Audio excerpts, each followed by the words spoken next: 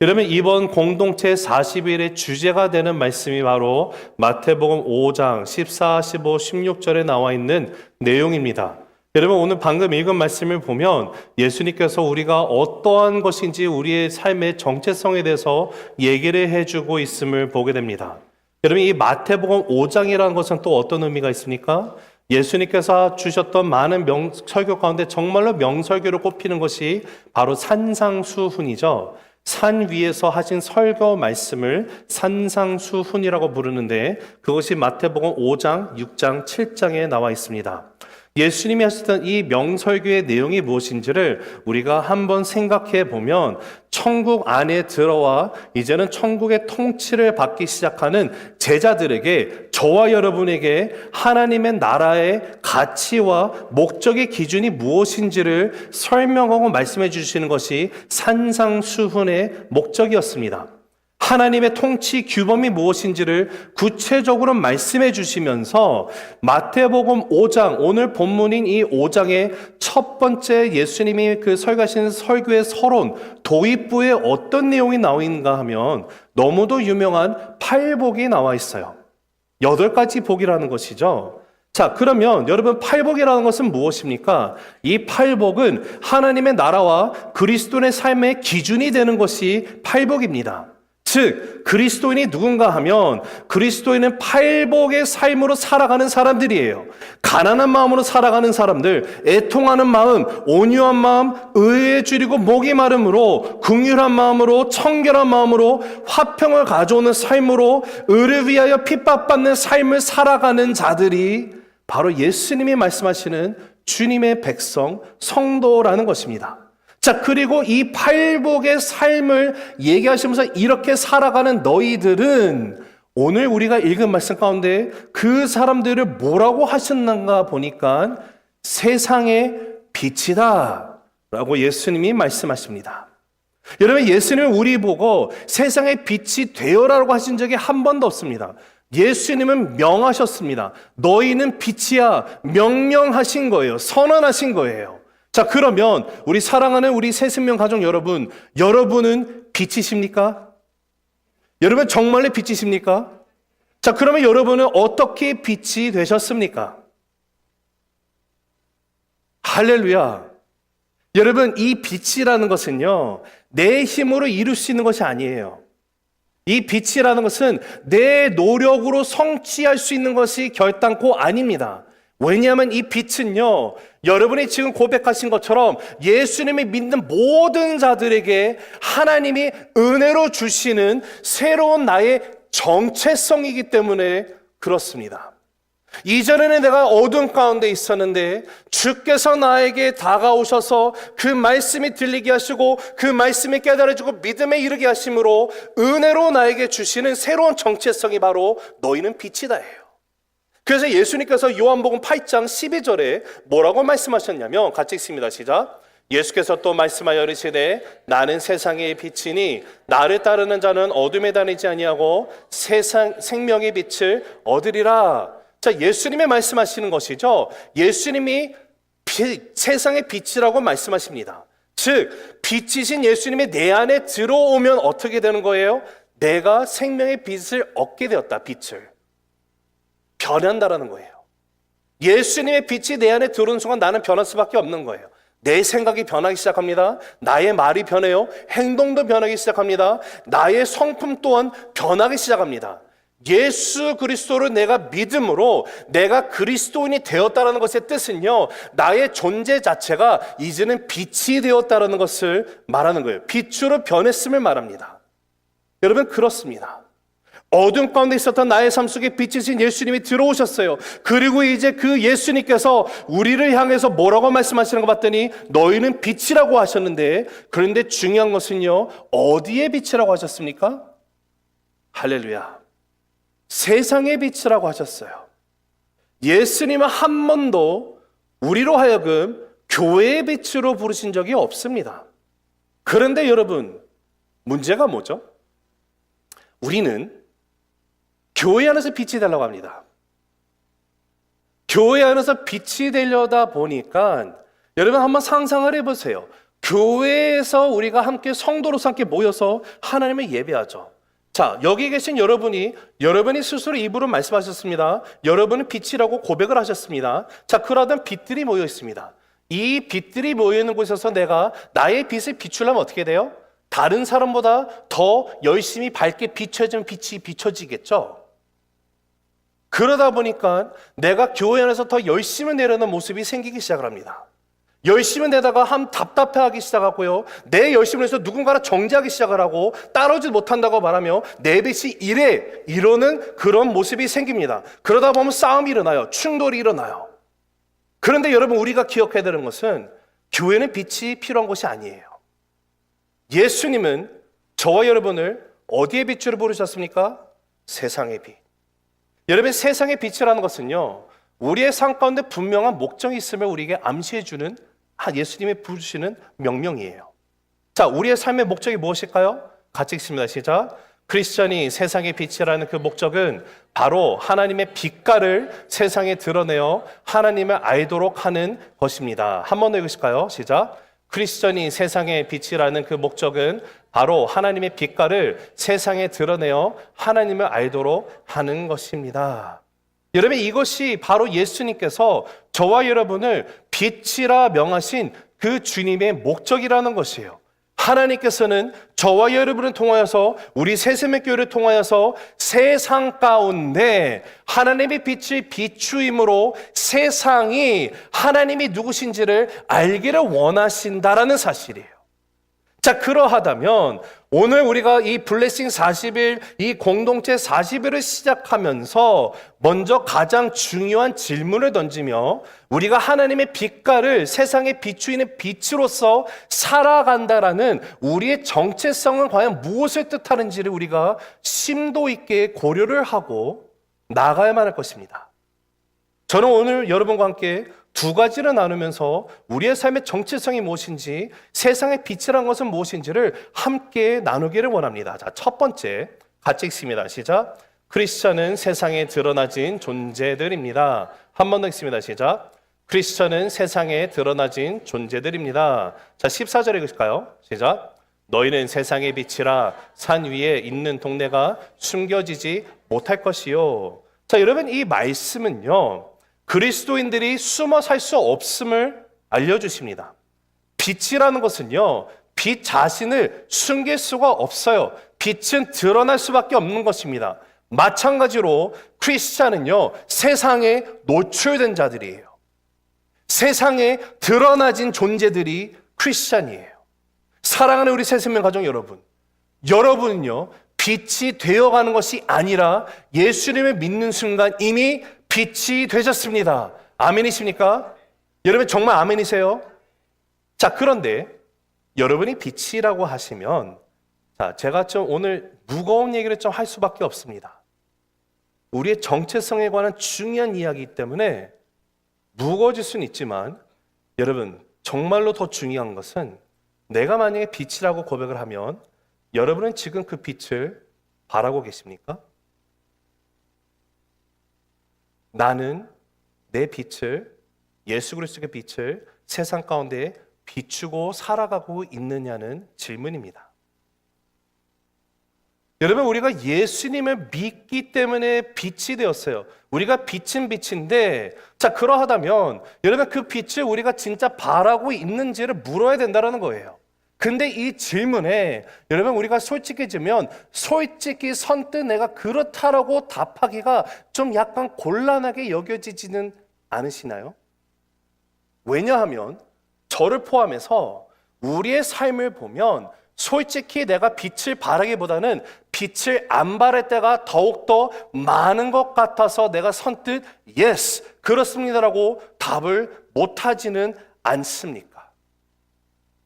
여러분, 근데 문제는 지금 성경을 보니까 예수님께서 우리로 하여금 빛이라고 말씀하시고 이 빛은 숨길 수 있는 것이 없다라고 말씀하십니다. 빛은 반드시 드러나게 되어 있다는 것이에요. 즉 분명 예수를 믿으면 나에게 빛을 하셨고, 그러면 이 빛이라면 이 빛이 지금 나를 통해서 밝게 밝혀져야 된다는 거예요. 하지만 빛을 전혀 바라지 못하는 나의 모습을 볼 때 왜 나는 빛을 바라지 못하고 있을까? 라는 생각이 들 수도 있죠. 왜 나의 삶의 실상들을 내가 들여다보면 빛이 거의 꺼진 채 살아가든지 아니면 간당간당하게 이 불이 꺼질랑 말랑하는 그런 상황 가운데 내가 있는 건가? 여러분, 여기에 대한 그 이유는요, 본질적으로 내가 빛을 왜 바라지 못하는지에 대한 이유는 간단합니다. 오늘날 수많은 사람들이 교회를 다녀요. 근데 빛을 발하지 못하는 이유는 바로 내가 예수님을 믿는 나의 믿음이 고장나서 그래요. 내가 예수님을 믿는 것이 잘못되어 있어요. 내가 예수를 제대로 안 믿어서 그래요. 내가 예수님을 잘못 믿기 때문에 빛이 발하지가 않는 거예요. 예수님께서 뭐라고 하셨냐면 마태복음 7장 21절 읽어보실까요? 시작. 나더러 주여 주여 하는 자마다 다 천국에 들어갈 것이 아니요 다만 하늘에 계신 내 아버지의 뜻대로 행하는 자라야 들어가리라. 여러분, 이 말씀을 보면 정말로 섬뜩합니다. 놀랍기도 하고요, 두려움을 우리에게 주는 말씀이기도 하죠. 왜 그렇습니까? 제 말이 아니에요. 예수님이 하신 말씀인데 나더러 주여 주여 하는 자마다 다 천국에 들어갈 것이 아니라고 하십니다. 이걸 다르게 표현하면 예수님을 믿는다라고는 하지만 실상은 가짜가 있다라는 거예요. 가짜가 분명히 많이 있습니다. 여러분, 믿음도요, 진짜 믿음이 있고 가짜 믿음이 있어요. 근데 이 가짜 믿음도요, 교회 다녀요. 가짜도 예배드립니다. 가짜도 봉사해요. 가짜도 진짜처럼 보여요. 근데 가장 심각한 문제는 내 자신이 가짜라는 사실을 몰라요. 여러분, 가짜도 은혜 비슷한 거 봤습니다. 가짜도 영적 체험할 수 있어요. 가짜도 목사가 될 수 있어요. 가짜도 선교사가 될 수 있어요. 가짜도 능력을 행할 수 있어요. 제가 어떻게 할까요? 예수님이 말씀하셨기 때문에 알아요. 우리 계속해서 22절 23절 읽습니다. 시작. 그날에 많은 사람이 나더러 이르되 주여 주여 우리가 주의 이름으로 선지자 노릇하며 주의 이름으로 귀신을 쫓아내며 주의 이름으로 많은 권능을 행하지 아니하였나이까 하리니 그때에 내가 그들에게 밝히 말하되 내가 너희를 도무지 알지 못하니 불법을 행하는 자들아 내게서 떠나가라 하니라. 주님, 내가 주님의 이름으로 귀신 쫓지 않았습니까? 주님, 내가 주님의 이름으로 설교 말씀 전하지 않았습니까? 주님, 내가 주님의 이름으로 선교지에서 열심히 선교하지 않았습니까? 주님, 내가 주님의 이름으로 권능도 행했습니다. 그런데 예수님이 뭐라고 말씀하십니까? 난 너 몰라. 너 누구니? 야, 저리 가. 왜요? 그 사람 가짜이기 때문에 그래요. 여러분, 가짜도 하나님 믿긴 믿어요. 가짜도 예수님 믿는다라고 말합니다.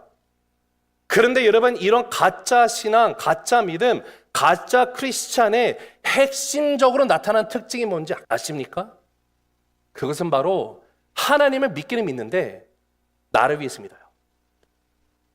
예수님을 믿긴 믿는데 자기 중심적으로 믿어요. 하나님 믿어요. 예수님 믿어요. 여러분, 새벽기도 꾸준히 빠지지 않고 나옵니다. 예배도 빠지지 않아요. 교회에서 열심히 봉사합니다. 열심으로 신앙생활을 해요. 그런데 이 모든 것이 결국 누구를 위한 것인가를 들여다보니까 내 자신을 위해서 예수님을 믿는 자들이에요. 왜 그래요? 내 문제가 해결돼야 되거든요. 나의 길이 평탄하게 일어나야 되거든요. 나의 상가대 내 꿈을 내가 이루어야 되거든요. 내가 복을 받고 잘 되어야 되니까, 그러니까 하나님이 나를 도와주셔야 되는 것이고 내 길을 열어주셔야만 되는 것이고 내 필요를 채워주셔야 되니까 내가 예수를 믿는다고 말하는 거예요. 이게 가짜 믿음의 특징이에요. 거룩한 것처럼 보이지만 결국은 나 때문에 하나님을 믿는 것, 그 가짜예요. 여러분, 한국 교회에 아직도 존재하고 있는 가장 정말 고질적인 문제가 뭔지 아시죠? 기복신앙이라는 거예요. 여러분, 기복신앙의 뿌리가 아직도 잔존해 있어요. 기복신앙이 뭐죠? 예수님 믿으면 모든 문제가 해결된다고 얘기하는 것이 기복신앙이에요. 예수님 믿으면 잘 된다는 거 기복신앙이에요. 예수 믿고 복 받는다는 거 기복신앙이에요. 내가 한 번도 빼먹지 않고 계속 열심히 기도하면 주님께서 들어주신다라고 그 기복신앙이에요. 여러분 이거 다 틀린 말입니다. 여러분 예수 믿으면 복 받는 거 아니에요. 예수 믿는 자체가 이미 나에게 복이 임한 것임을 아시기 바랍니다. 여러분 예수 믿으면 잘 되는 거 아니에요. 예수 믿는 것 자체가 이미 잘 된 거예요. 그걸 아셔야 돼요. 나 중심적인 가짜 믿음은요, 죄송하지만 백날 그렇게 주여 주여 주여 불러도 예수님은 끝내가서 하시면서 나 너 도무지 몰라요. 여러분 이런 가짜 믿음은 결국에 하나님을 섬긴 것이 아니라 하나님을 이용해서 나의 욕구를 섬긴 것밖에 되지 않아요. 하나님을 위해 살아간 것이 아니라 하나님을 사용해서 나를 위해 살아가는 거예요. 근데 여러분 너무도 애석한 거, 우리 정말 눈물로 회개되는 것은요, 정말 수많은 사람들이 교회를 다녀요. 그리고 이 세상에 교회가 정말로 많습니다. 그런데 그런 교회들이, 교회에 오는 성도라는 사람들이 빛을 발하지 못하는 이유는 예수님을 이렇게 믿기 때문에 그래요. 여러분 그러면 왜 많은 사람들이 예수님을 이렇게 잘못 믿고 있는 것일까요? 그 이유는요, 다른 데 있지 않아요. 복음이 무엇인지를 정확하게 이해하지 않고 믿었기 때문에 그래요. 복음에 대한 오해 때문에 잘못된 신앙이 생기는 거예요. 여러분 대부분의 경우 복음을 얘기하라고 하면 어떻게 대답합니까? 어떻게 말합니까? 예수님 믿으세요. 그래야 천국 갑니다. 라고 얘기하지 않으세요? 그런 얘기 들은 적 없으세요? 많은 경우 예수 믿으면 천국 간다는 것을 강조합니다. 자, 물론 이것이 완전히 틀린 말은 아니에요. 하지만 복음의 핵심은 천국이 아니에요. 왜냐하면 천국이라는 것은요, 복음으로 인해서 나에게 주어지는 당연한 결과이기 때문에 그래요. 우리는 천국 가기 위해서 예수 믿는 것이 아니에요. 천국 가기 위해서 예수를 믿으라고 복음을 우리에게 하나님이 주신 것이 아니에요. 하나님이 우리에게 믿으라고 주신 복음의 핵심 가치는 바로 예수님이 왕이시다라는 거예요. 여러분 그러기 때문에 세상의 모든 종교들은요, 자신이 섬기고 있는 이 선신에게 내가 뭔가를 요구하고 내가 바라기 위해서, 나의 일을, 문제를 해결하기 위해서, 나의 소원을 이루기 위해서 열심히 빌고 나갑니다. 열심히 선행을 행하면서 내 덕을 쌓아서 그러면 신이 나에게 주겠지, 신을 이용해요, 나의 목적을 위해서. 그러나 기독교는요 그러지 않아요. 기독교는 내가 죽고 예수로 사는 것이 기독교예요. 내 인생의 주인이 나로부터 예수로 바뀌어지는 사건이 복음이에요. 왜냐? 기독교는 예수님을 왕으로 모시기 때문에 그래요. 우리 사랑하는 새세명 가족 여러분, 저는 우리 모두 예수님 잘 믿게 되기를 간절히 바랍니다. 예수님을 진짜 믿는다라는 것은요, 지독하게 정말로 끈질기게 정말 막 악취나도록 나 중심적으로 살아가던 내가, 하나님은 내 유익을 위해서 사용하던 내가, 나밖에 모르는 내가 완전히 죽게 되는 것이에요. 그래서 바울이 갈라디아서 2장 20절에 이렇게 고백을 하죠. 읽습니다. 시작. 내가 그리스도와 함께 십자가에 못 박혔나니 그런즉 이제는 내가 사는 것이 아니요 오직 내 안에 그리스도께서 사시는 것이라. 여러분 내 욕망이 죽게 되는 사건이 예수님 믿는 거예요. 내 자아가 완전히 죽게 되는 것이 예수님을 믿게 되는 사건이에요. 여러분 그렇기 때문에 예수 믿는다는 것은요, 종교 생활하면서 내가 누리고자 하는 복을 받으려는 삶이 아니라, 예수 믿는 것은 내 인생의 주인이 나로부터 예수님으로 바뀌는 사건이에요. 내 인생의 왕이 나로부터 예수님으로 바뀌어지는 것이 복음의 역사예요. 그리고 주님은 이렇게 믿는 자들을 향해서 오늘 너희는 세상의 빛이라라고 말씀하시는 거예요. 여러분 교회에는 가짜 진짜 많습니다. 겉으로 봐서는 분별이 안 될 정도로 가짜가 많아요. 근데 진짜인지 가짜인지 알 수 있는 건 내가 예수님 믿는 이유, 하나님 믿는 이유 그 중심이 내가 있는지 아니면 하나님인지를 보면 알 수 있어요. 아까 뭐라고 하셨어요? 주여 주여 하는 자마다 천국에 들어갈 것이 아니고 하나님 아버지의 뜻대로 행하는 자라야만이 들어갈 것이다. 여러분, 혹시 저와 여러분 가짜 신앙생활의 모습으로 지금까지 살아오진 않았습니까? 우리가 이 공동체 40일을 시작하면서 가장 중요한 거예요. 정체성, 내가 누구인지. 여러분, 이거 정립이 안 되면요 우리가 하는 모든 거 가짜예요. 사랑하는 성도 여러분, 가짜가 진짜가 될 수 있는 방법이 있습니다. 성경은요 그 방법이 뭐냐면 회개라고 말씀하십니다. 여러분, 회개라는 것은요 히브리어 슈브라는 것은 돌아서다라는 뜻을 갖고 있어요. 즉 지금까지 내가 가던 길을 돌이켜서 바른 길로 고쳐간다는 뜻을 갖고 있어요. 그리고 회개에 해당하는 헬라어는요 메타노에오라는 뜻이 있는데 그 의미는 내가 아는 것, 내 아는 뜻을 바꾼다는 뜻을 갖고 있어요. 즉 조합적으로 말하면 회개라는 것은 이전 생각이 바뀌어서 새롭게 되는 것을 뜻하는 거예요. 이전의 마음이 완전히 바뀌어서 새 마음이 되는 상태를 말하는 거예요. 이전의 마음이라는 건 뭐예요? 나 중심적인 거, 내 계획, 내 뜻, 내 자아, 내가 무엇인가를 하나님부터 얻고자 했던 이런 모든 욕구들을 다 꺾어버리고 이제는 새로운 마음, 예수 그리스도로 가득 차 마음으로 나가게 되는 것이 회개라는 것이에요.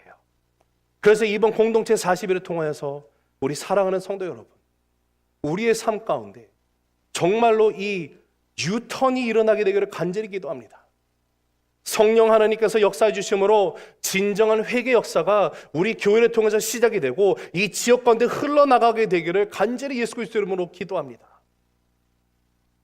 여러분, 두 번째, 우리의 정체성이 무엇입니까? 같이 읽습니다. 시작. 크리스천은 존재만으로 어둠이 물러갑니다. 다시 한번 읽습니다. 시작. 자, 우리 한번 15절 읽어보실까요? 시작. 등경 위에 두나니 이름으로 집안 모든 사람에게 비치느니라. 자, 여러분, 빛의 성질이 뭐예요? 빛은 모든 것을 드러나게 한다라고 말씀하십니다. 다시 말하면 어둠을 폭로하는 것이 빛이에요. 어둠이 드러나게 되어 있어요. 여러분, 우리가 빛에 있지 않고 어둠 가운데 있을 때는 어떤 상황이었어요? 무엇이 옳고 무엇이 그른지, 무엇이 사망이고 무엇이 생명인지 전혀 분간하지 못하는 곳에 있었는데 나의 인생 가운데 빛이신 주님이 오심으로 말미암아 그 빛이 나의 삶 가운데 들어옴으로 말미암아 이제는 내가 어디가 생명이고 어디가 길이고 무엇이 잘못된 것이고 무엇이 옳은 것이고 무엇이 진리인지를 알게 됐다는 거예요. 즉 빛은요 예리한 분별력이 있어요. 자, 그런데 빛이 어둠을 폭로한다라고 말을 했을 때 우리가 이 폭로라는 단어 생각하면 이게 되게 부정적이잖아요. 그래서 폭로한다는 건 어떤 생각이 들어요? 어떤 뉘앙스예요? 어둠 가운데 있는 것을 폭로한다? 예를 들어서 누군가가 남편이 바람을 피다가 걸렸어요. 그럼 폭로가 되는 거죠. 아니면 내가 맨날 음란 사이트 들어갔어요. 그것도 폭로가 되는 거죠. 내가 누군가 사기를 쳤어요. 그게 폭로가 되는 거죠. 빛이 어둠을 폭로한다는 것은 여러분 이런 부정적인 의미가 아니에요. 빛이 어둠을 폭로하는 그 목적은요 수치를 주기 위함이 아니에요. 비방을 주기 위함이 아니에요. 죽이기 위해서 폭로하는 것이 아니에요. 어둠을 폭로하는 빛이라는 것은요 어둠의 생명을 주기 위해서 드러나는 일이 일어나게 되어 있는 거예요. 빛이신 예수님이 어둠에 있던 나의 삶 가운데서 나를 정죄하기 위해서 오셨습니까? 아니죠. 예수님 오셨던 목적이 거봐 너는 죄덩어리야. 야, 너 같은 건 지옥 가야 돼. 그렇게 말하기 위해서 오셨습니까? 아니에요. 어둠에 있는 나를 빛으로 인도하는 생명이 되기 위해서 주님이 오셨어요. 그래서 요한복음 1장 4절을 보면 예수님이 이렇게 말씀하셨어요. 시작. 그 안에 생명이 있었으니 이 생명은 사람들의 빛이라. 그 안이 누구예요? 예수 그리스도 안에 생명이 있고 이 생명은 사람들의 빛이 되었다라는 거예요. 그러하기 때문에 여러분 빛으로 나오면요 거기에는요 생명이 주어지는 사건이 일어나요. 회복의 역사가 일어나는 사건이 일어나게 되는 거예요. 그리고 우리로 하여금 세상의 빛이다라고 부르셨을 때는요 그리스도인들로 하여금 어둠에 매여 있는 자들에게 빛을 비추어서 그들에게 길과 진리와 생명을 보여주라. 이 목적을 위해서 우리를 빛으로 부르셨어요. 자, 그러다면 우리가 어떻게 이 빛으로서의 사명을 감당할 수 있습니까? 쉽게 말하면 세상이 볼 수 없는 것을 크리스찬인 우리가 보여줄 수 있어야 돼요. 여러분, 세상은 어떤 곳이에요? 서로 싸웁니다. 크리스찬은요, 서로 사랑하는 것 아닙니까? 세상은요, 서로를 의심하지만 성도는요, 서로를 믿어줍니다. 세상은요, 자기 것을 챙기지만 성도는요, 서로의 것을 챙깁니다. 세상은요, 내 이익을 위해 살아가지만 성도는요, 내가 가진 것을 가지고 축복하며 살아가는 삶을 보여주는 것이에요. 이것이 바로 세상에 보여주어야 하는 빛으로서의 삶의 모습이라는 거예요. 사랑하는 성도 여러분, 여러분은 여러분의 빛을 어디에서 밝히고 계십니까? 혹시 교회 안에서만 내 빛을 밝히려고 무진장 애를 쓰고 계시는 것 아니신지요? 다시 말씀드리지만 교회는 빛이 필요 없습니다. 예수님이 우리를 교회를 부르신 이유가 빛이 되라고 부르신 것이 아닙니다. 이미 빛인 우리가 서로 내 빛을 더 밝게 비추려고 노력하면 노력할수록 분쟁이 될 수밖에 없어요. 그러나 주님의 분명한 목적을 가지고 세상의 빛으로 우리가 나아가기 시작하면요, 빛이 되는 거예요. 그리고 생각 외로 큰 힘이 들지 않아요. 왜요?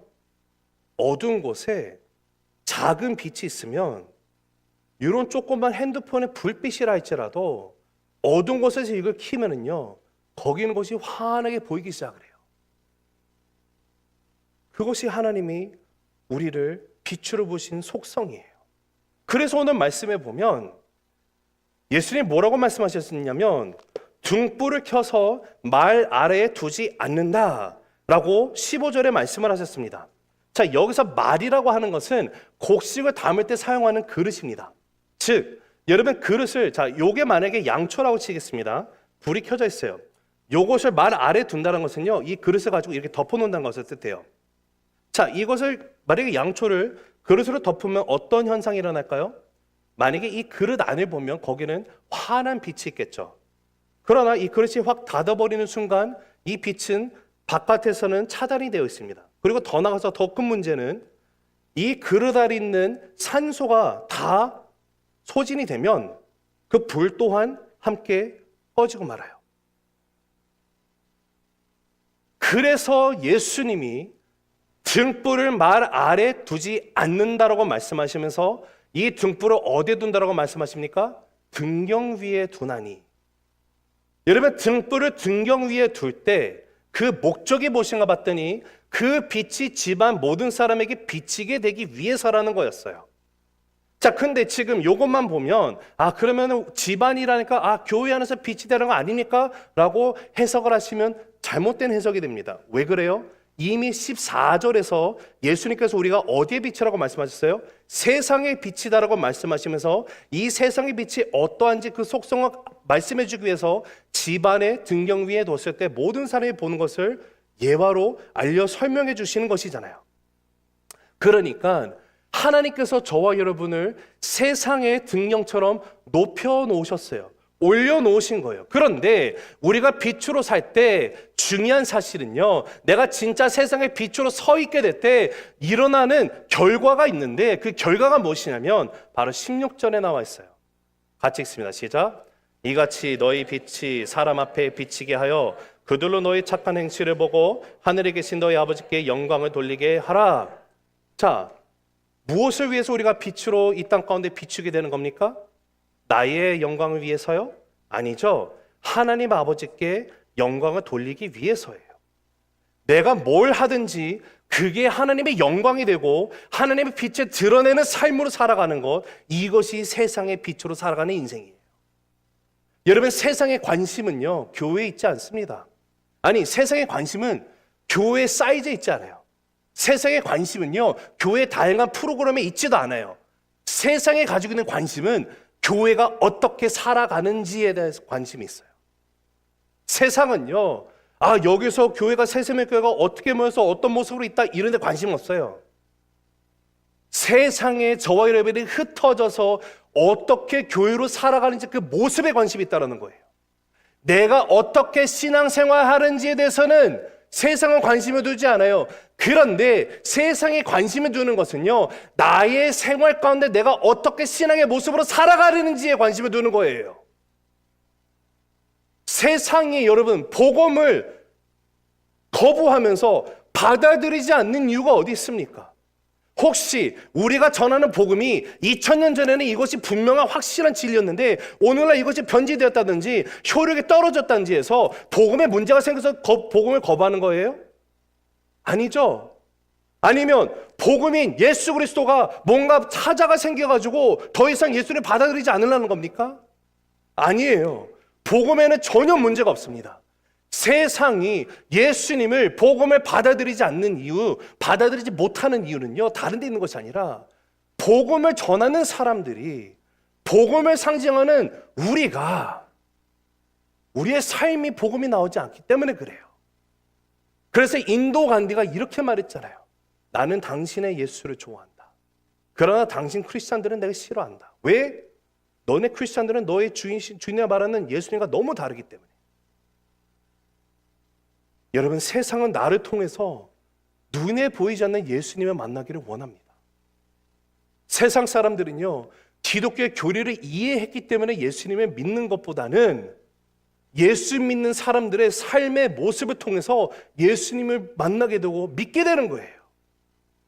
즉, 세상은 예수 잘 믿는 사람이 보고 싶은 거예요.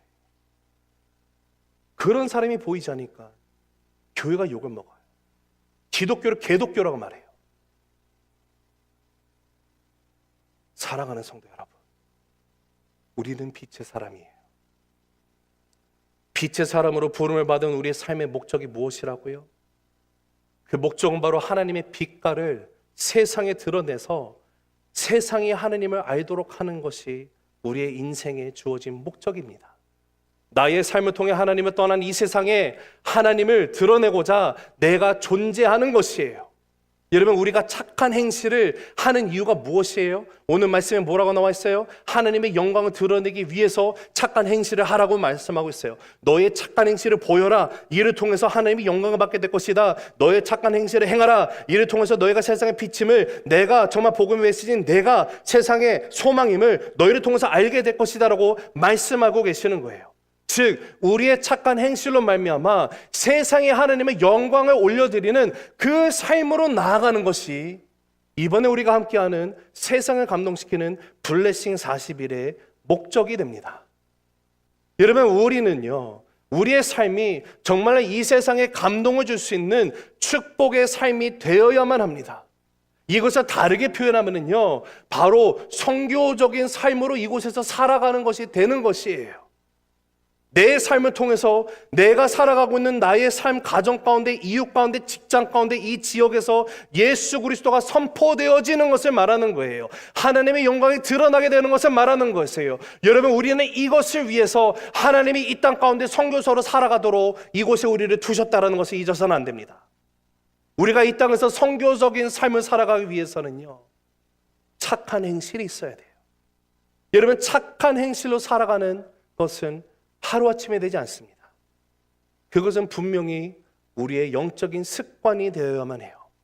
그러기 때문에 저는 여러분과 함께 이번 공동체 40일, 블레싱 40일 기간을 통해서 우리가 세상을 감동시키는 선교적인 삶을 살기 위해서 필요한 습관 5가지를 함께 연습하면서 나가게 되기를 간절히 소망합니다. 여러분, 어떻게 보면 이거 너무도 상식이에요. 너무 뻔한 얘기일 수도 있지만, 그러나 이 뻔한 것을 우리가 정말로 진실로 나의 삶의 습관으로 우리가 만들고 나갔을 때 분명히 세상을 놀랍게 하는 그런 감동을 주는 우리의 인생이 될 줄로 믿습니다. 자, 이 5가지가 뭐냐면 bless라는 영어 단어 첫 번째 bless의 B는요, 말 그대로 bless입니다. 축복하는 삶을 연습하기 원합니다.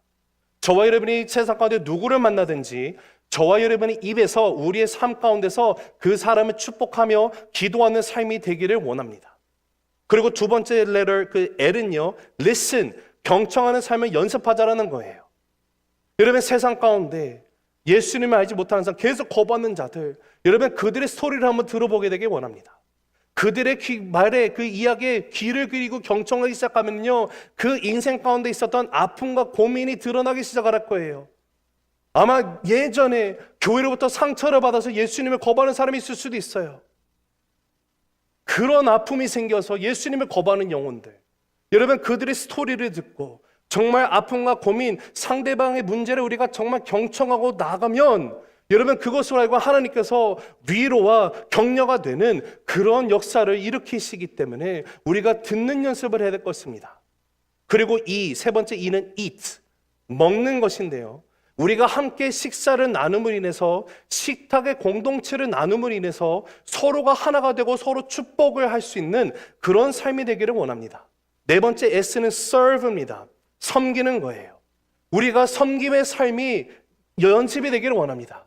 예수님께서 섬김을 받으러 오신 것이 아니라 섬기기에 오셨다라는 그 말처럼 저와 여러분도 나의 왕이신 예수님의 본을 받아서 섬기며 나가는 것, 섬기기를 기뻐하는 그런 삶으로 우리가 함께 연습하기 원합니다. 그리고 마지막 S는요, sent입니다. 파송받았다라는 거예요. 보냄받았다라는 거예요. 하나님께서 나를 정말 이 땅 가운데 세상의 빛으로 부르신 그분이, 나에게 빛을 하신 그분이 이제는 내가 살아가고 있는 이 아틀란타 지역 가운데 나를 선교사로서 두시고 내가 선교사적인 사명을 가지고 이 땅 가운데 살아가라, 이 인식을 가지고 살기 위해서 우리는 파송받았다는 것을 인정을 해야 하고 기억을 해야 됩니다. 내가 정말로 선교사로서 하나님 나를 파송하셨다라는 그 자각이 있으면요, 세상을 바라보는 시각이 변하기 시작합니다. 사람을 대하는 우리의 행동이 달라질 수밖에 없어요. 우리 사랑하는 새생명 가족 여러분, 이번 공동체 40일을 통해서 우리가 이 5가지 습관, bless, 이것을 함께 연습함으로 우리의 삶 속에 정말로 자연스럽게 이것들이 나타나고 이것이 착한 행실로서 세상으로 하여금 하나님이 영광 받으시게 되는 역사 가운데 나아가는 그 시작이 되는 블레싱 40일, 세상을 감동시키는 블레싱 40일이 되기를 예수 그리스도의 높으신 이름으로 간절히 축복합니다.